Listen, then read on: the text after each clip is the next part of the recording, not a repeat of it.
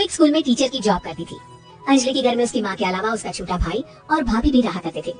30 साल की उम्र होने के बाद भी अंजलि की अब तक शादी नहीं हुई थी। इस बात को लेकर अंजलि की माँ रुक्मिणी देवी काफी परेशान रहा करती थी। माँ, मैं स्कूल जा रही हूँ, जरा मेरा टिफिन तो दे दीजिए। अब क्या पूरी जिंदगी मैं तुझे टिफिन बनाकर देती रहूंगी? अरे कुछ सोचा भी अपने बारे में या बस ऐसे ही? क्या माँ, सुबह सुबह फिर वही बातें लेकर बैठ गई। माँ गलत क्या कह रही है अंजलि दीदी, इतनी उम्र हो चुकी है आपकी, माँ कब तक आपकी सेवा करती रहेंगी? भाभी, मैंने माँ को कब कहा कि मेरी सेवा करो? वैसे भी अपना टिफिन मैं खुद तैयार कर लेती हूँ, बस टेबल से उठाकर देने को ही तो कहा था। वैसे अंजलि दीदी, देखा जाए तो टिफिन उठाकर देने की उम्र तो आपकी है। आपका अपना घर परिवार बच्चे होते तो ये जिम्मेदारी आज आप पूरी कर रही होती। एक बात मेरी समझ में नहीं आती, अगर मेरी शादी नहीं हुई तो इसमें मेरी क्या गलती है, और तुम सब लोग मेरे पीछे क्यों पड़े रहते हो? अरे कुछ कहना क्या, पीछे पड़े रहना होता है।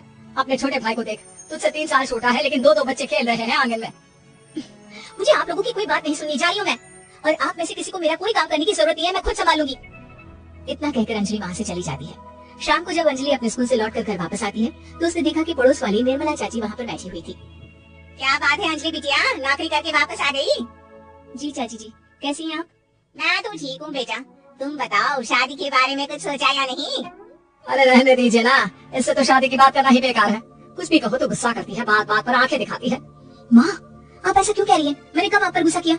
अरे अंजलि बेटा, तुम्हारी माँ ठीक ही तो कहती है, 30 की होने आई हो, अब तुम्हें भी शादी वादी कर लेनी चाहिए। चाची जी, आप तो ऐसे कह रही हैं जैसे शादी करने से मैंने मना किया हो। रहने दीजिए निर्मला चाची, हमारी अंजलि दीदी को अभी तक उनकी पसंद का दूल्हा नहीं मिला ना, इसीलिए वो शादी नहीं कर रही। भाभी, ऐसी कोई बात नहीं है। अरे तो फिर क्या बात है, तुम्हारी माँ ने तुम्हारे लिए इतने रिश्ते ढूंढे, लेकिन तुम्हें कोई पसंद ही नहीं आता। क्या है ना चाची जी, हमारी ननद रानी नौकरी जो करती है, ऐसे ही थोड़ी ना किसी को पसंद कर लेंगी। अरे भाई, नौकरी का घमंड है तो बात अलग है, कोई और बात हो तो बताओ, कोई रास्ता निकाला जाए। नहीं नहीं चाची जी, कोई बात नहीं है, बस मुझे अभी तक अपनी पसंद का कोई मिला नहीं है। सुन लिया आपने, इस लड़की के तो पर निकल आए हैं, और इतनी उम्र में अपनी पसंद का कोई मिलेगा भी नहीं इसे। माँ, आप मेरी शादी को लेकर हमेशा मुझे ताने क्यों मारती रहती हैं? अपनी माँ की बातें तो ताने लगती है। ताने हैं? बताओ, मैंने कुछ गलत कहा क्या? देखो, ये सब छोड़ो, मेरी दूर की बुआ का बेटा है, उसकी अभी शादी नहीं हुई है, उम्र होगी कोई 34-35 साल। आप कहें तो बात आगे बढ़ाऊं?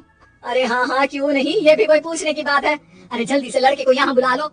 माँ, आप मुझसे पूछे बिना मेरी शादी की बात करने जा रही हैं, और मेरी उम्र 30 भी पूरी नहीं हुई है। निर्मला चाची कह रही है कि वो लड़का 35 साल का है। अंजलि दीदी, आपको क्या लगता है इस उम्र में कोई फिल्म का हीरो आएगा आपके लिए?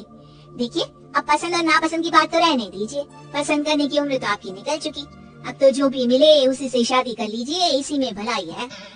तेरी भाभी बिल्कुल ठीक कह रही है, अब जैसा रिश्ता मिले उसके लिए हाँ कर देना, ताकि हम भी गंगा नहाए। ठीक है, चलिए मैं उस लड़के को कहती हूँ, वो कल ही अंजलि को देखने आ जाएगा। अगले दिन निर्मला चाची की दूर का रिश्तेदार अंजलि को देखने उसके घर आता है। उसका नाम था अजय। अंजलि जी, तो आप नौकरी करती हैं, वो भी स्कूल में? जी हाँ, मैं स्कूल में टीचर हूँ। हमारी बेटी बहुत होशियार है। अरे पढ़ने लिखने में इतनी होशियार है, इसीलिए तो इसकी नौकरी लगी है स्कूल में। हाँ हाँ ठीक है आंटी जी, जरा मुझे भी तो बात करने दीजिए आपकी बेटी से। जी पूछिए ना, क्या पूछना चाहते हैं? अंजलि मैडम, ये तो बताइए कि आपने अभी तक शादी क्यों नहीं की? बस ऐसे ही, कहीं कोई रिश्ता पसंद नहीं आया इसलिए। लेकिन क्या मैं आपसे पूछ सकती हूँ कि आपने शादी क्यों नहीं की? अंजलि, क्या कर रही हो तुम? लड़कियों को इस तरह की बातें नहीं शोभा देती। रहने दीजिए आंटी जी, आपकी बेटी काफी पढ़ी लिखी है, मैं उनके सवाल का जवाब दे ही देता हूँ। वो क्या है ना, मुझे भी अभी तक अपनी पसंद की कोई लड़की नहीं मिली। अच्छा अच्छा, कोई बात नहीं। वैसे आपकी तनख्वाह कितनी है, कितना कमा लेती है महीने का? जी यही कोई 25,000 महीने। बस 25,000? इतने से क्या होता है? इतने से तो आजकल घर भी नहीं चलता। आपके कहने का क्या मतलब है? अरे मैं तो ये सोच कर आया था कि नौकरी वाली लड़की है, आराम से 40,000 कमाती होगी। माफ कीजिएगा, आपका और मेरा रिश्ता नहीं हो सकता। जी कोई बात नहीं, मुझे भी आपके साथ शादी करने में कोई इंटरेस्ट नहीं है। अंजलि, किस तरह की बात कर रही हो? घर आए रिश्ते को ठुकरा रही हो तुम। दीदी, अभी इस उम्र में आपको इतनी अकड़ नहीं दिखानी चाहिए। अच्छा खासा रिश्ता हाथ से निकल गया, कहीं ऐसा ना हो कि जिंदगी भर कुंवारी ही रह जाओ आप। कुछ दिन और ऐसे ही निकल जाते हैं और अंजलि की शादी कभी नहीं होती। अंजलि के परिवार वाले बिंदास उसे ताने मारते रहते हैं, लेकिन अंजलि एक बड़ी नौकरी की तैयारी करती है और उसमें सिलेक्ट होने के बाद अंजलि को एक बहुत बड़ी नौकरी मिल जाती है। अब तो दीदी के नखरे और भी ज्यादा बढ़ जाएंगे भाई, अब तो इतनी बड़ी नौकरी जो लगी है, अब इनकी शादी होने से रही। माँ, मुझे नौकरी के लिए दूसरे शहर जाना पड़ेगा। आप जानती हैं ये बहुत बड़ी जॉब है और इसमें पैसे भी बहुत ज्यादा मिलेंगे। अच्छा, कितने पैसे मिलेंगे बेटा? माँ, मुझे हर महीने 90,000 90,000 सैलरी मिलेगी। क्या? अरे वाह वाह, ये तो बहुत अच्छी बात है। लेकिन फायदा क्या? कितने भी पैसे मिले, शादी तो हुई नहीं ना तुम्हारी।